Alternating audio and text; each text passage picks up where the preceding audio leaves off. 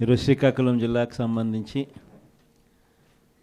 జెడ్పీటీసీలను, ఎంపీపీలను, municipal చైర్పర్సన్లను అందరినీ కూడా ఇక్కడికి ఆహ్వానించడానికి, మీతో కాస్త టైం గడపడానికి ప్రధానమైన కారణం ఏమిటి అనేది కొద్ది గొప్ప మీ అందరికీ కూడా అవగాహన ఉంటుంది అనుకుంటా. ఈ ప్రభుత్వం వచ్చి ఇప్పటికి దాదాపుగా 6 నెలలు అయిపోయింది. మామూలుగా పాలన చేస్తే ప్రజల్లో వ్యతిరేకత కొద్దో గొప్ప ఈ మేరకు ఉంటుందా, కానీ ఫస్ట్ టైం ఇలాంటి ప్రభుత్వం చూస్తూ ఉన్నాం. 6 నెలలు గడవకముందే ప్రభుత్వంలో మీద వ్యతిరేకత ఈ స్థాయి నుంచి ఇక్కడ కనిపిస్తూ ఉంది. ఈ రోజుకి కూడా మన జెడ్పీటీసీలు కానీ, మన ఎంపీటీసీలు కానీ, మన సర్పంచులు కానీ, ఎవరైనా కూడా ఏ గ్రామంలో అయినా కూడా, ఏ ఇంటికైనా కూడా గర్వంగా తలెత్తుకొని పోగలుగుతాం. కారణం ఏమిటి అని అంటే, ఎన్నికలప్పుడు మా పార్టీ ఇవన్నీ చెప్పింది, తూచా తప్పకుండా ప్రతి ఇది కూడా చేసి చూపించిన ప్రభుత్వం మాది అని చెప్పి సగర్వంగా తలెత్తుకొని చెప్పుకునే పరిస్థితి ఏ ప్రభుత్వానికైనా ఉంది అని అంటే అది ఒక్క వైఎస్ఆర్సీపీ ప్రభుత్వమే అని చెప్పి కూడా గర్వంగా చెప్పగలుగుతాం. నిజంగా దాని క్యాంపెయిన్ మనం ఎంత తీవ్రమైన క్యాంపెయిన్ జరిగింది అన్నది ఒకసారి గమనించినట్లయితే, ఏ ఇంటికి ఎవరు పోయినా కూడా తెలుగుదేశం వాళ్ళు, తెలుగుదేశం ఎమ్మెల్యే నుంచి, తెలుగుదేశం కుటుంబ సభ్యుల నుంచి, తెలుగుదేశం పార్టీ కార్యకర్తల దగ్గర నుంచి ఎవరు పోయినా కూడా ప్రతి ఇంటికి వాళ్ళు చెప్పిన మాట, ఇంట్లో ఎవరు కనపడినా కూడా, చిన్నపిల్లలు కనపడితే స్టార్ట్, నీకు 15,000, నీకు 15,000, నీకు 15,000, సంతోషమా? అంతకన్నా అంతకన్నా కొంచెం పెద్దోళ్ళు, తల్లులు కనిపిస్తే చాలు, అమ్మలు కనిపిస్తే చాలు, నీకు 18,000, నీకు 18,000, నీకు 18,000, సంతోషమా? అంతకన్నా ఇంకా కాస్త పెద్దోళ్ళు, ఆ అమ్మలకు సంబంధించిన పెద్దమ్మలు, వాళ్ళ అత్తగారు కనిపిస్తే చాలు, నీకు 48,000, నీకు 48,000, నీకు 48,000, సంతోషమా? 20 ఏళ్ళ పిల్లోడు ఇంట్లో నుంచి బయటకు వస్తే చాలు, నీకు 36,000, నీకు 36,000, నీకు 36,000, సంతోషమా?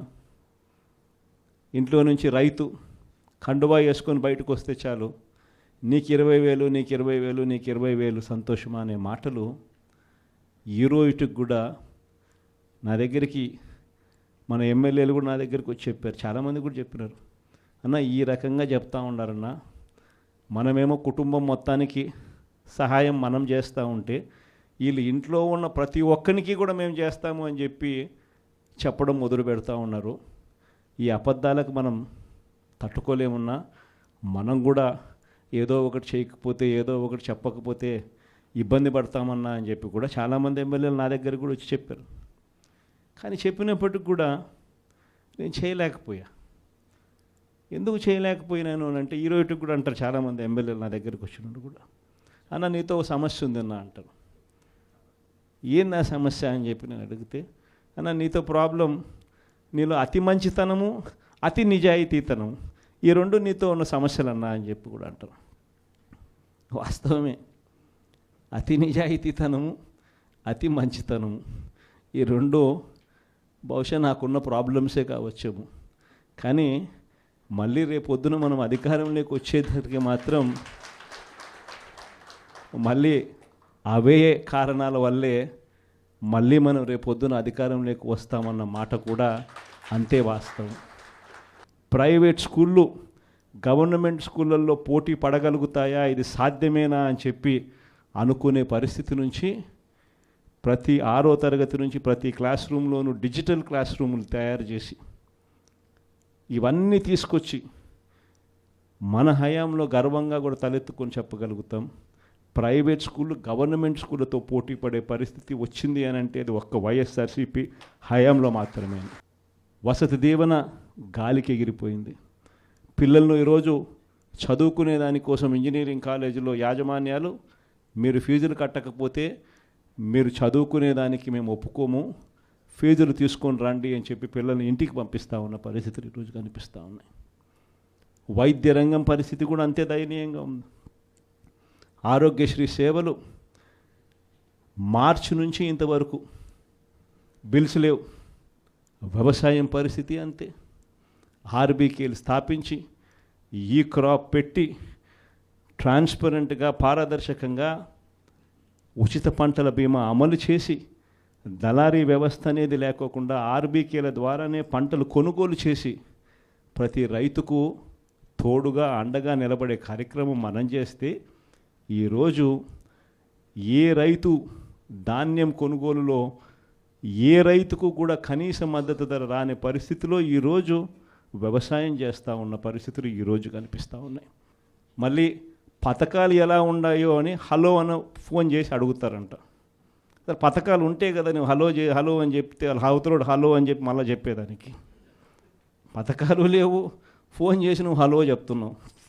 అది పరిస్థితి. ఇంత దారుణమైన పరిస్థితుల్లో ఒకవైపున ఉంటే మరోవైపున చూస్తే విడిగా కరప్షన్. ఇసుక రేట్లు మనకన్నా తక్కువ రేట్లకు ఇస్తామన్నారు. ఈరోజు చూస్తే కనీసం ఆ రోజు రాష్ట్ర ప్రభుత్వానికి కనీసం ఖజానాకు డబ్బులు వచ్చేటివి. ఈరోజు రాష్ట్ర ప్రభుత్వానికి రూపాయి కూడా డబ్బు ఆదాయం రాకపోగా ఇసుక రేట్లు చూస్తే డబల్. ఈరోజు మద్యం పరిస్థితి చూస్తే గవర్నమెంట్ నడిపే మద్యం షాపులు పూర్తిగా రద్దు. ప్రతి గ్రామంలోనూ వేలం వేసి బెల్ట్ షాపులు 2 లక్షలు 3 లక్షలు అని చెప్పి వేలం వేసి మరీ బెల్ట్ షాపులు నడుపుతూ ఉన్నారు. 6 నెలలు అయిపోయింది. ఇక మనం కూడా ప్రజల తరపున నిలబడాల్సిన సమయం వచ్చింది అని చెప్పి గట్టిగా కూడా మళ్ళీ చెయ్యి కలిపి పనిచేయాలి అని చెప్పి చెప్పడానికి మళ్ళీ మిమ్మల్ని అందరినీ కూడా ఇక్కడికి రమ్మని చెప్పడం జరిగింది. నా ప్రోగ్రాం సంక్రాంతి తర్వాత నా ప్రోగ్రాములు కూడా జిల్లాల్లో స్టార్ట్ అవుతుంది. నేను కూడా సంక్రాంతి అయిపోయిన తర్వాత జనవరి 3వ వారం నుంచి జనవరి చివరిలోనో జనవరి 3వ వారం నుంచో నా ప్రోగ్రాములు కూడా జిల్లాల్లో స్టార్ట్ అవుతాయి. నేను కూడా ప్రతి జిల్లాలోనూ అక్కడే నిద్ర చేస్తా. ప్రతి బుధవారం ప్రతి గురువారము ఒక్కొక్క పార్లమెంట్లో 2 రోజులు 2 రాత్రులు అక్కడే పడుకుంటా. 3 రోజులు 3 నియోజకవర్గాలు, మరుసటి రోజు గురువారం మరో 4 నియోజకవర్గాలు కార్యకర్తలతోనే మమేకమయ్యే కార్యక్రమాలే చేస్తాం. ప్రోగ్రాం పేరు కూడా కార్యకర్తలతో జగనన్న పార్టీ బలోపేతానికి దిశ నిర్దేశం అనే ప్రోగ్రాంతోనే ఆ ప్రోగ్రాంలో కూడా అడుగులు ముందుకు వేస్తాం. ఆ ప్రోగ్రాం జనవరి 3వ వారంలో నా ప్రోగ్రాంలు స్టార్ట్ అయ్యేసరికి మీరేం చేయాలి అనే కార్యక్రమం కూడా చెప్పడానికి కూడా ఈరోజు మిమ్మల్ని అందరినీ కూడా ఇక్కడికి ఆహ్వానించడం జరిగింది.